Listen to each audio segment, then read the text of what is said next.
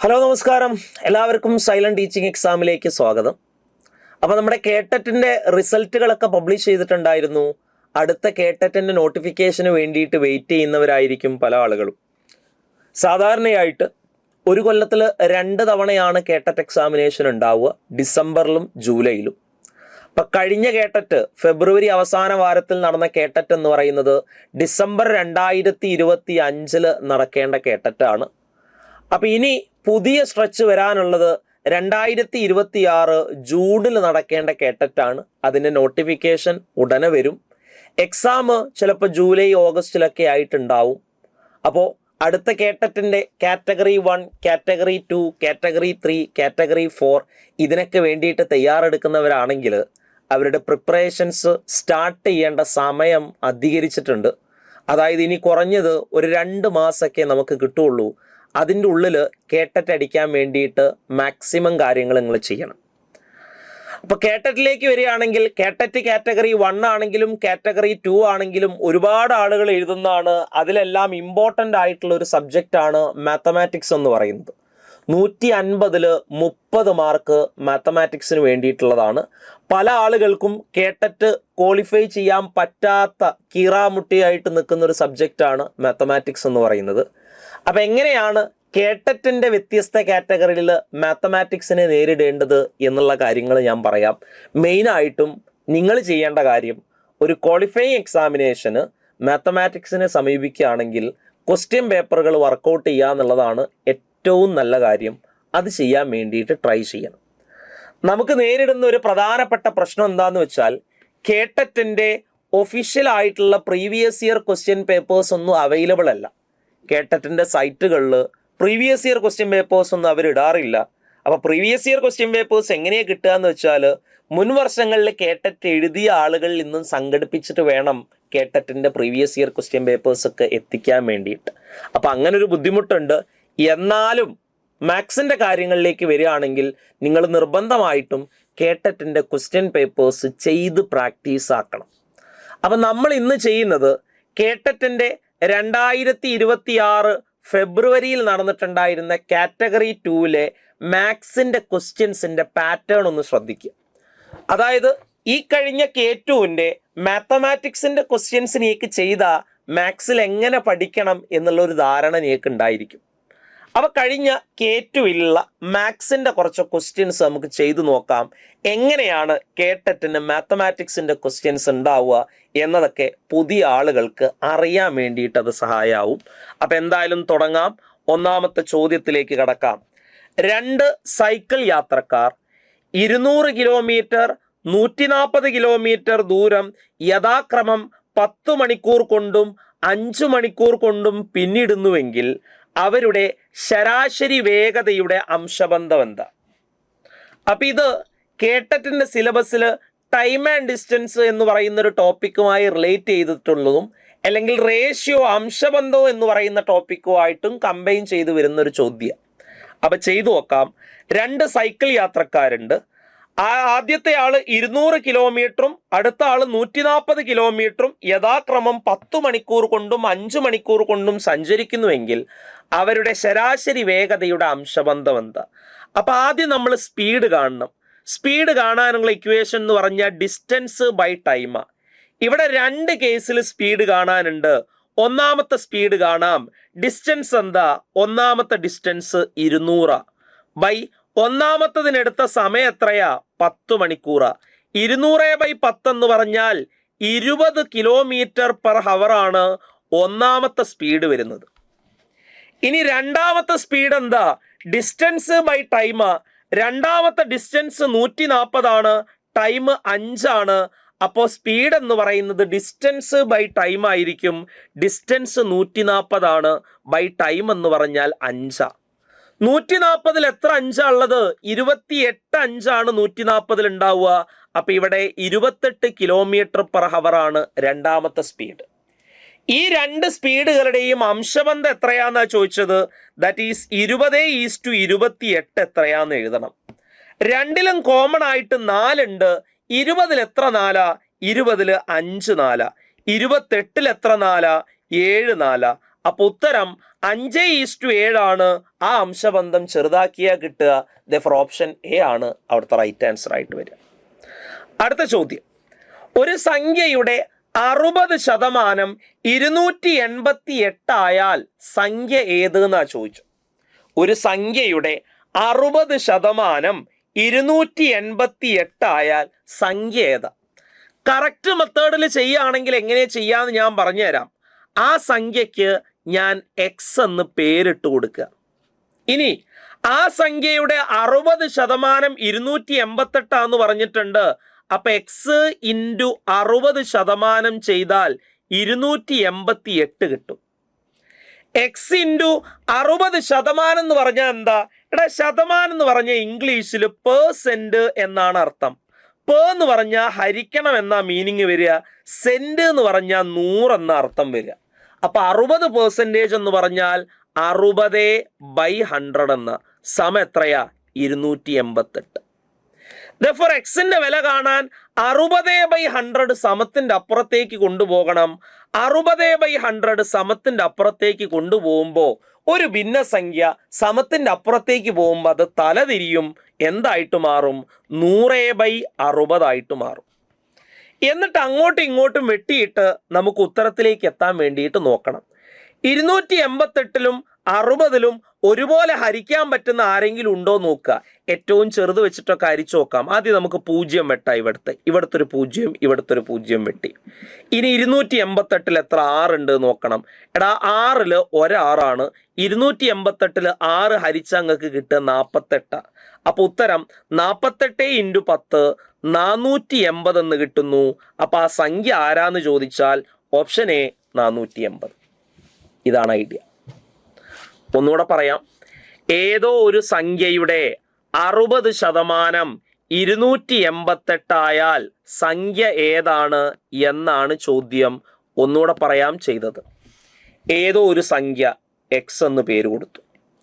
അപ്പൊ ആ സംഖ്യക്ക് ഞാൻ എന്തെന്ന് പേര് കൊടുത്തു? എക്സ് എന്ന് പേര് കൊടുത്തു. ആ സംഖ്യയുടെ 60% എന്ന് പറഞ്ഞാൽ എക്സ് ഇൻറ്റു 60%, അത് 288 തന്നു. ദാറ്റ് ഈസ് എക്സ് ഇൻറ്റു ശതമാനം എന്ന് പറഞ്ഞാൽ പേഴ്സെന്റ് എന്നാണ് ഇംഗ്ലീഷിൽ പറയുക. എന്ന് പറഞ്ഞാൽ ഹരിക്കണം, സെന്റ് എന്ന് പറഞ്ഞാൽ 100. അപ്പൊ പേഴ്സെന്റ് എന്ന് പറഞ്ഞാൽ ഹരിക്കണം 100 എന്നാ മീനിങ് വരിക. അപ്പൊ 60% എന്ന് പറഞ്ഞാൽ 60/100 സമം 288. അങ്ങനെയാണെങ്കിൽ എക്സിന്റെ വില കാണാൻ ഈ 60/60-നെ 60/100-നെ സമത്തിന്റെ അപ്പുറത്തേക്ക് എത്തിക്കണം. 60/100 സമത്തിന്റെ അപ്പുറത്തേക്ക് എത്തിച്ചാൽ ഒരു ഭിന്നസംഖ്യ സമത്തിന്റെ അപ്പുറത്തേക്ക് പോകുമ്പോൾ ആ ഭിന്നസംഖ്യ തലതിരിയും. 60/100 അവിടെ എത്തുമ്പോൾ 100/60 ആയിട്ട് മാറും. പൂജ്യങ്ങൾ വെട്ടാം. ഇവിടെ ഒരു 0, ഇവിടെ ഒരു 0 വെട്ടി. 6-ൽ 1 6ആണ്. 288-ലാണെങ്കിൽ എത്ര 6? 48 6. അപ്പൊ ഉത്തരം ബാക്കി 48 × 10 480 കിട്ടുന്നു. ദെഫർ ആ സംഖ്യ ഓപ്ഷൻ എ 480 എന്ന് കിട്ടുന്നു. ഇതാണ് ഐഡിയ. ഇത് വേണമെങ്കിൽ നമുക്ക് മറ്റൊരു രീതിയിലും കൂടെ ചെയ്യാം. വേറെ രീതിയും കൂടെ ഉണ്ട് ഇത് ചെയ്യാനായിട്ട്. ആ രീതിയും കൂടെ ഞാൻ ജസ്റ്റ് ഒന്ന് പറയാം. രീതി 2. നേരത്തെ ചെയ്തത് എക്സാക്ട് മെത്തേഡ്. രീതി 2 നോക്കാം. ഒരു സംഖ്യയുടെ 60% 288. അപ്പൊ 60% തന്നിട്ടുണ്ട് 288. സംഖ്യ ഏതാന്ന് കാണുക. എപ്പോഴും ഈ ശതമാനത്തിന്റെ കേസിൽ മുഴുവൻ സംഖ്യ നമ്മൾ 100% എടുക്കുക. അപ്പൊ 60% 288 ആണെങ്കിൽ സംഖ്യ ഏതെന്ന് ചോദിച്ചാൽ 100% എത്രയാന്ന് കണ്ടാൽ മതി. 100% കാണാൻ നമ്മൾ എന്താ ചെയ്യുക? സിമ്പിളായിട്ടൊന്ന് ആലോചിച്ച് നോക്ക്. ഇത് കാണാനുള്ള ഒരു ട്രിക്ക് ഉണ്ട്, ഞാൻ പറഞ്ഞുതരാം. പരസ്പരം ക്രോസ് ചെയ്ത് മൾട്ടിപ്ലൈ ചെയ്യുക. ആദ്യം ഇവർ രണ്ടുപേരും ഗുണിക്കുക. അതിനെ ഈ 60 കൊണ്ട് ഹരിക്കുക. എങ്ങനെയാ? 100 × 288 ഹരിക്കണം 60 ചെയ്യുക. 0 0 വെട്ടി. 6-ൽ 1 6, 288-ൽ 48 6, ഉത്തരം 480 കിട്ടുന്നു. അപ്പൊ ചില ആളുകൾക്ക് ഈ എക്സ് ഒക്കെ വെച്ച് ചെയ്യുമ്പോൾ ഭയങ്കര ബുദ്ധിമുട്ടാവും. ചിലവർക്ക് ഈ എക്സ് കാണുമ്പോൾ തന്നെ വെറുപ്പായിട്ട് മാറും. അപ്പൊ അങ്ങനെയുള്ളവർക്കൊക്കെ വേണ്ടിയിട്ടാണ് ജസ്റ്റ് ഞാനൊന്ന് പറയുന്നത്. നന്നായിട്ട് ശ്രദ്ധിക്കുക. എക്സ് ഉപയോഗിക്കാതെ ഈ ചോദ്യത്തിന്റെ ഉത്തരം എങ്ങനെ എഴുതാം എന്നുള്ള കാര്യം പഠിച്ചോ. ചോദ്യത്തിൽ പറഞ്ഞത് ഇങ്ങനെയാ: 60% 288 ആയാൽ സംഖ്യ ഏതാന്ന് ചോദിച്ചാൽ 60% 288 ആ മുഴുവൻ സംഖ്യയെ നമുക്ക് 100% എന്ന് വിളിക്കാം. അപ്പൊ 100% എത്രയാന്ന് കണ്ടെത്തണം. കാണാനുള്ള വഴി പഠിച്ചോ. ആദ്യം 100ഉം 288ഉം ഗുണിക്കുക, എന്നിട്ട് അതിനെ ലെഫ്റ്റിലുള്ള 60 കൊണ്ട് ഹരിക്കുക. 0 വെട്ടി 6 288 48 48 × 10 480 എന്ന് കിട്ടുന്നു. ഇതാണ് ഐഡിയ. ക്ലിയർ ആണെന്ന് വിചാരിക്കുന്നു. മറ്റൊരു എക്സാമ്പിൾ തരാം, ശ്രദ്ധിച്ചോ, നന്നായിട്ട് മനസ്സിലാക്ക്. ഇത്തരത്തിലുള്ള ചോദ്യങ്ങൾ ചെയ്യാനുള്ള ഒരു എളുപ്പ വഴി നോക്കണേ. ഒരു സംഖ്യയുടെ 50% തന്നിട്ടുണ്ട്, ഒരു 18. ആ സംഖ്യ ഏതാ? എങ്ങനെയാ? 50% 18 ആണെങ്കിൽ സംഖ്യ ഏതാന്ന് ചോദിച്ചാൽ 100% കണ്ടാൽ മതി. 100% കാണാൻ വലത്തോട്ടും ഇടത്തോട്ടും ഗുണിക്കുക. 100 × 18 ഹരിക്കണം 50. 50ൽ ഒരു 50, 100ൽ 2 50, 2 × 18 36 എന്ന് കിട്ടും. ഇങ്ങനെ കാണാം പെർസെൻറ്റേജ്. അപ്പൊ ഈ രീതിയിലൊക്കെ എളുപ്പത്തിൽ എക്സ് ഒന്നും ഉപയോഗിക്കാതെ നമുക്ക് ചെയ്യാൻ പറ്റും. അപ്പൊ നിങ്ങളൊരു കേട്ടറ്റ് എക്സാമിനേഷനൊക്കെ തയ്യാറാവുന്നവരാണെങ്കിൽ പ്രോപ്പർ ആയിട്ടുള്ള മെത്തേഡുകൾ വെച്ച് പഠിച്ചാലേ ക്വാളിഫൈ ചെയ്യാൻ പറ്റുള്ളൂ. എക്സാക്റ്റ് മെത്തേഡ് ഉപയോഗിച്ചാൽ ഒരുപാട് സമയം നമുക്ക് എടുക്കും. ട്രിക്കുകളോ അല്ലെങ്കിൽ പെട്ടെന്ന് ചെയ്യാനുള്ള സിമ്പിൾ ലോജിക്കുകളൊക്കെ ഉപയോഗിച്ചിട്ട് നിങ്ങൾ ചോദ്യം ചെയ്യാൻ വേണ്ടിയിട്ട് നോക്കണം. അപ്പോൾ ടീച്ചിങ് എക്സാം, സൈലന്റ് ടീച്ചിങ് എക്സാമിൽ കേട്ടറ്റിൻ്റെ വ്യത്യസ്തമായിട്ടുള്ള ബാച്ചുകളൊക്കെ ഓൾറെഡി ആരംഭിച്ചിട്ടുണ്ട്, റണ്ണിങ് ആണ്. K1-ൻ്റെയും K2-ൻ്റെയും ലൈവ് ആയിട്ടുള്ള ബാച്ചുകളുണ്ട്. അതിൽ നമ്മൾ ഈ ക്ലാസ്സുകളൊക്കെ ഡീറ്റെയിൽ ആയിട്ട് ഡിസ്കസ് ചെയ്യുന്നുണ്ട്. ടോപ്പിക് വൈസ് എല്ലാ കാര്യങ്ങളും ഡീറ്റെയിൽ ആയിട്ട് ഡിസ്കസ് ചെയ്യുന്നുണ്ട്.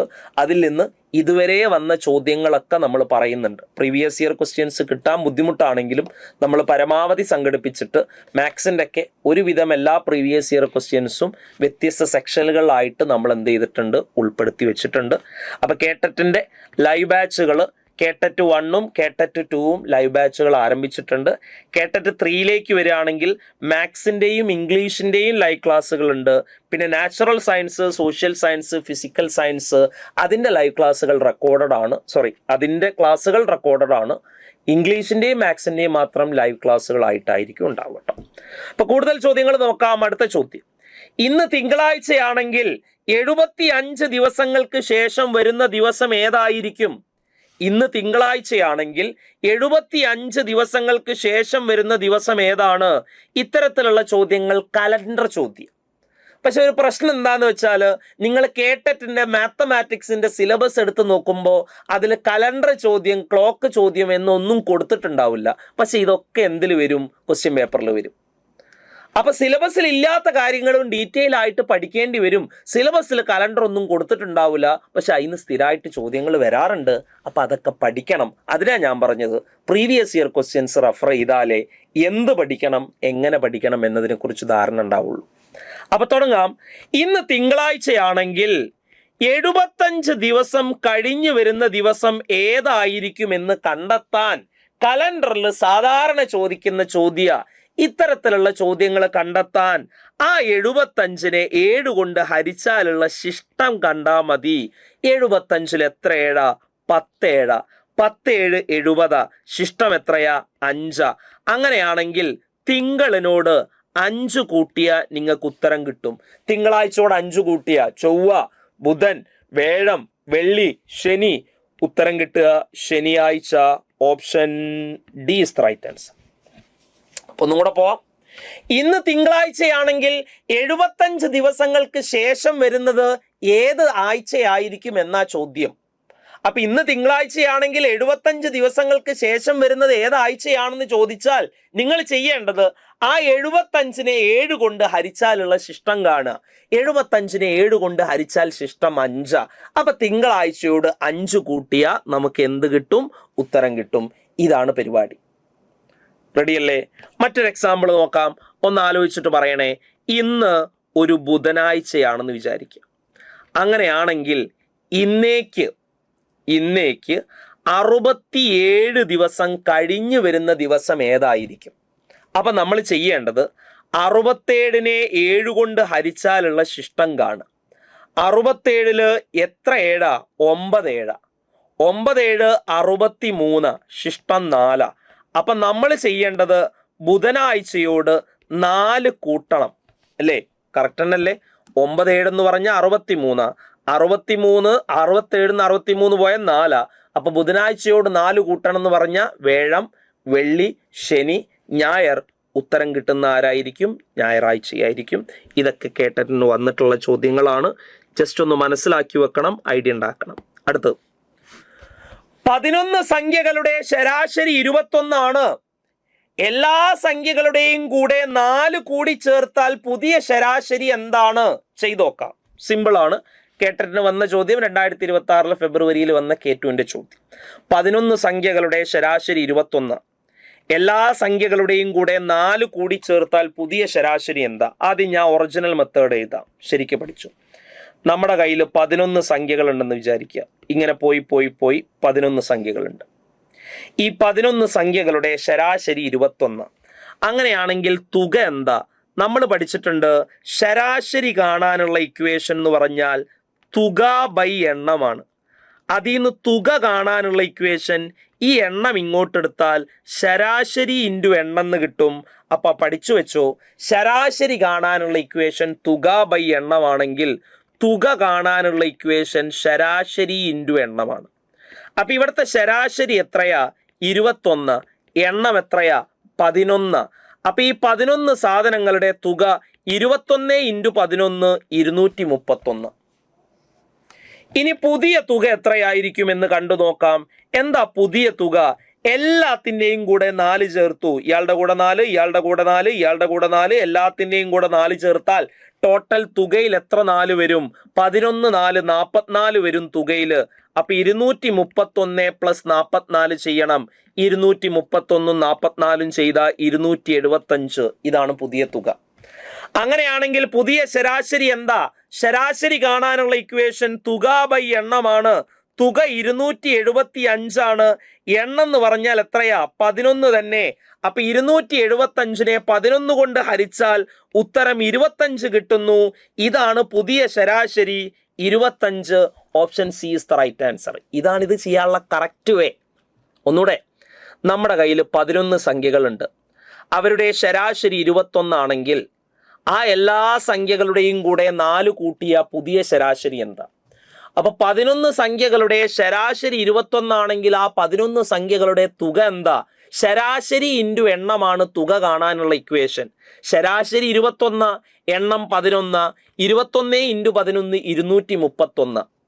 ഇത് പഴയ തുകയാ. ഇനി പുതിയ തുക എന്താ? ഈ 11 സംഖ്യകളുടെയും കൂടെ 4 കൂട്ടി. അപ്പൊ ടോട്ടൽ തുകയിൽ 11 ഇൻറ്റു 4 44 കൂട്ടണം. 231 44 കൂട്ടിയ 275. ഇതാണ് പുതിയ തുക.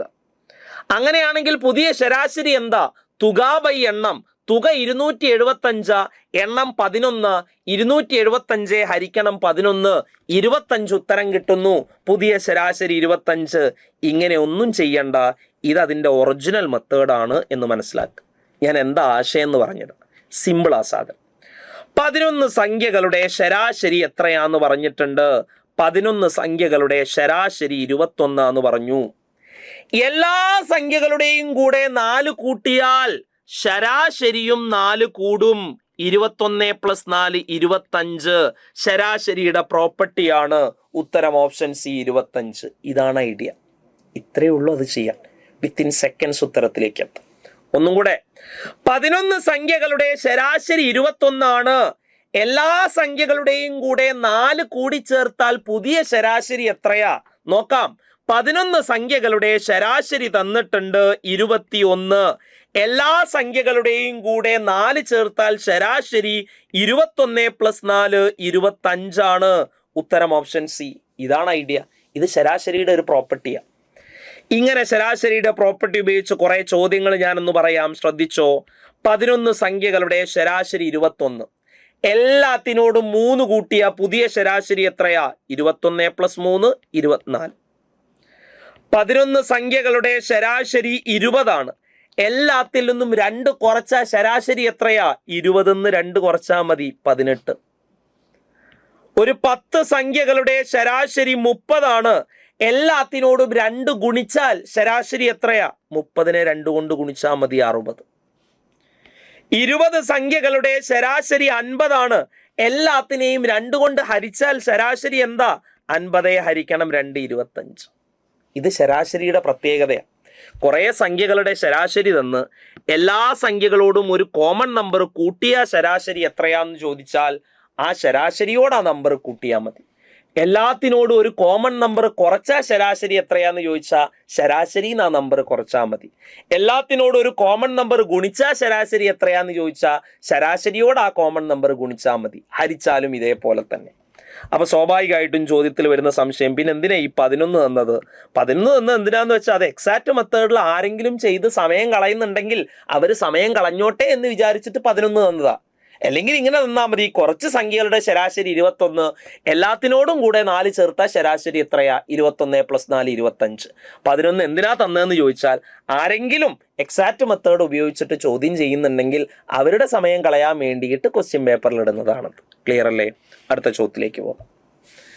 ഗണിതശാസ്ത്രത്തിലെ യൂണിറ്റ് പരീക്ഷകളുടെ പ്രാഥമിക ലക്ഷ്യം എന്താ? മാത്തമാറ്റിക്സിന്റെ 30 മാർക്കിൽ 10 മാർക്ക് പെഡഗോജി എന്നാ വരിക. അതായത് 20 മാർക്ക് മാത്സിന്റെ സബ്ജക്റ്റ് പാർട്ടിൽ നിന്നും ബാക്കിയുള്ള 10 മാർക്ക് മാത്സിന്റെ പെഡഗോജി പാർട്ടിൽ നിന്ന് വരിക. പെഡഗോജി എന്ന് പറഞ്ഞാൽ നിങ്ങൾ BEdന് പഠിച്ചിട്ടുണ്ടായിരിക്കും, ബോധനശാസ്ത്രം, ടീച്ചിങ് മെത്തേഡിൽ നിന്നാണ് വരിക. പെഡഗോജിയിൽ നിന്നാണ് മാത്സിന്റെ ചോദ്യങ്ങൾ വരിക. ഈ 10 ക്വസ്റ്റ്യൻസ് പെഡഗോജി അറിയില്ല എന്ന് പറഞ്ഞ് മാറ്റി വെക്കുന്നവർ വരെ എഴുതും. കാരണം ഡയറക്റ്റ് ചോദ്യം വായിച്ചാൽ തന്നെ നിങ്ങൾക്ക് അതിൽ നിന്ന് ഉത്തരം കിട്ടും.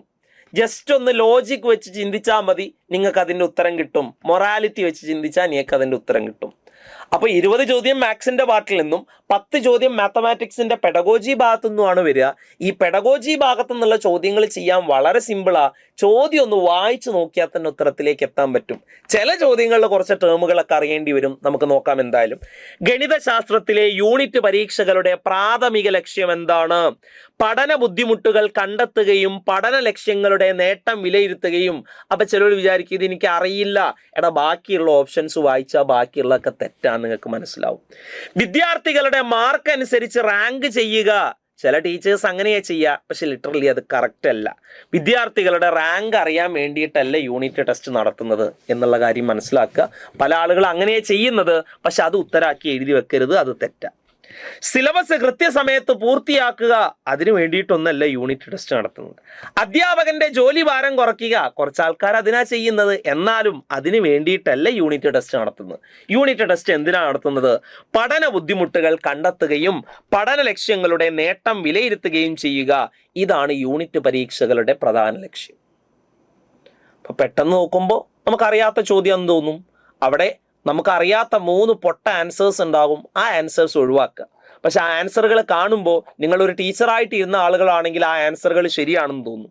പല ആളുകളും ടീച്ചിങ് നടക്കുന്ന സമയത്ത് ടീച്ചിങ്ങിൻ്റെ സമയം കളയാനോ അല്ലെങ്കിൽ ഒന്ന് റെസ്റ്റ് എടുക്കാനൊക്കെയാണ് യൂണിറ്റ് എക്സാം ഇടുക. പക്ഷെ അതൊന്നും കൊണ്ടുപോയിട്ട് കറപ്പിച്ച് വെക്കരുത്. അതൊന്നൊക്കെ തെറ്റാണ്.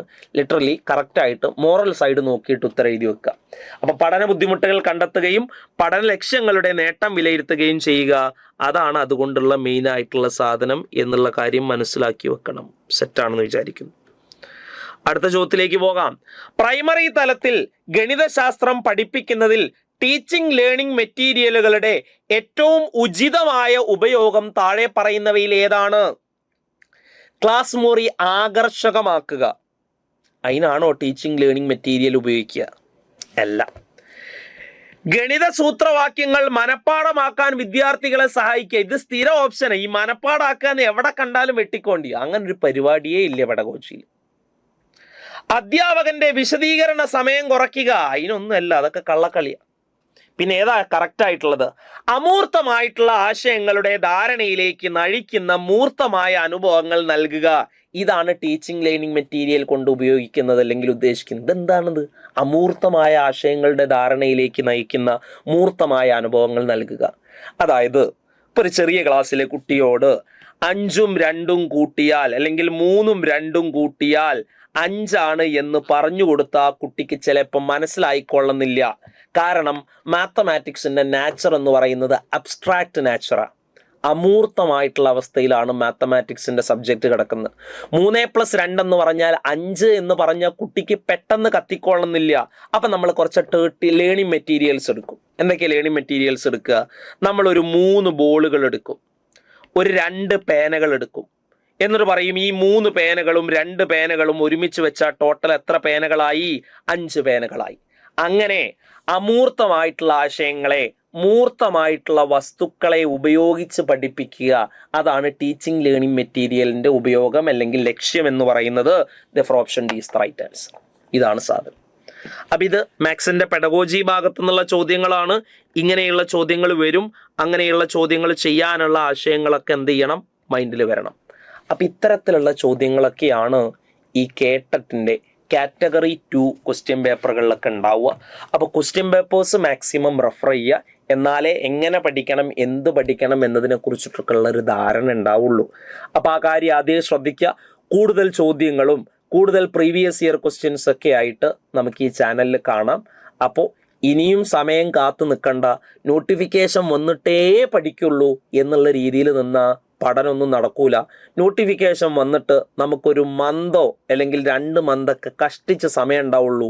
അതുകൊണ്ടൊന്നും പഠിച്ചാൽ തീരൂല. ഭയങ്കര വാസ്റ്റായിട്ടുള്ള ടോപ്പിക്കാണ്. അപ്പം ഇനിയും ജോയിൻ ചെയ്യാനൊക്കെ ബാക്കിയുള്ളവരാണെങ്കിൽ ടീച്ചിങ് എക്സാമിൻ്റെ സൈലൻറ്റ് ടീച്ചിങ് എക്സാമിൻ്റെ പുതിയ കേട്ടറ്റ് ബാച്ചുകളൊക്കെ ഓൾറെഡി റണ്ണിങ് ആണ്. അപ്പോൾ അതിൽ K1-ൻ്റെയും K2-ൻ്റെയൊക്കെ ലൈവ് ബാച്ചുകളുണ്ട്. മാത്സിൻ്റെ എല്ലാ കാര്യങ്ങളും അവിടെ ഡീറ്റെയിൽ ആയിട്ട് പറയുന്നുണ്ട്. അതൊക്കെ നമുക്ക് ഡിസ്കസ് ചെയ്യാം. അപ്പോൾ എത്രയും പെട്ടെന്ന് തന്നെ ജോയിൻ ചെയ്യാൻ വേണ്ടിയിട്ട് നോക്കുക. അതുപോലെ തന്നെ കേട്ടറ്റിൻ്റെ പ്രീവിയസ് ഇയർ ക്വസ്റ്റ്യൻസും കേട്ടറ്റിൻ്റെ സബ്ജക്റ്റുകളും കണ്ടന്റുകളൊക്കെ അടങ്ങുന്ന സൈലൻറ്റ് ടീച്ചിങ് എക്സാമിൻ്റെ അല്ലെങ്കിൽ സൈലം PSCയുടെ ഒരു കേട്ടറ്റിൻ്റെ റാങ്ക് ഫയൽ ഇറക്കിയിട്ടുണ്ട്. കേട്ടറ്റ് കാറ്റഗറി 1 and 2-ൻ്റെ ഒരു റാങ്ക് ഫയൽ ഇറക്കിയിട്ടുണ്ട്. ആ റാങ്ക് ഫയൽ നിങ്ങൾക്ക് സൈലം ഓൺലൈൻ സ്റ്റോറിൽ നിന്ന് എന്ത് ചെയ്യാവുന്നതാണ്, ഡൗൺലോഡ് ചെയ്യാം അല്ലെങ്കിൽ പർച്ചേസ് ചെയ്യാവുന്നതാണ്. അതിൻ്റെ റേറ്റ് അവിടെ കൊടുത്തിട്ടുണ്ട്. അപ്പോൾ എന്തായാലും നോക്കാം. അപ്പോൾ കൂടുതൽ കാര്യങ്ങളും വീഡിയോസുമായിട്ട് നമുക്ക് ഈ ചാനൽ കാണാം. അപ്പോൾ എന്തായാലും താങ്ക് യു ഓൾ.